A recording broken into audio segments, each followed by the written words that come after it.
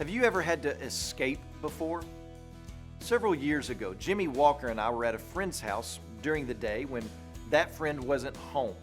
We were there to pick up a piece of furniture. And so I stepped out of the truck and I started walking towards the home when all of a sudden, this huge dog comes out of the garage running straight towards me, barking its head off. And so I take off running across a field as fast as I can, and I finally find refuge in a storage building that just happened to be open. So like I said, have you ever had to escape before? Sometimes the escape happens and you didn't even realize it, much of like what we see in 1 Samuel chapter 18. Several times King Saul tries to indirectly assassinate David, but was unsuccessful. And David escapes without ever realizing he was being hunted. And the reality is that you've been saved and rescued and escaped by the providential protection of God probably more times than you would ever like to know. We have the events of 1 Samuel 18 woven into our lives. It probably happens every day.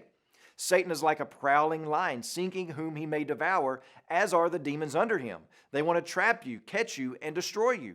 Temptation lurks around every feasible corner, waiting to ensnare you, and yet, time and again, you have been spared without even realizing it. But when you turn the page to 1 Samuel 19, there is no denying Saul's intentions. And it becomes very clear to us as God's people that sometimes the threat is direct, right in front of our faces, and we must deal with it.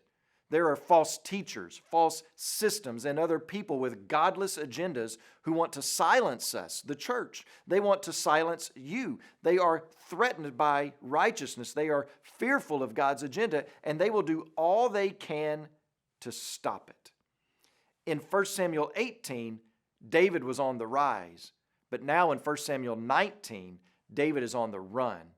And in our text, as we dive into chapter 19, we're going to see the author display for his audience that God reigned over Saul's downward spiral in sin in order to provide ways of escape, to preserve David so that David could fulfill God's purpose. So God providentially preserves and protects so that God's will is accomplished. As you pray today, please remember Danny Ballard and his family, our missionaries in the Philippines. And also remember the Kannada Life Word broadcast that's heard throughout India.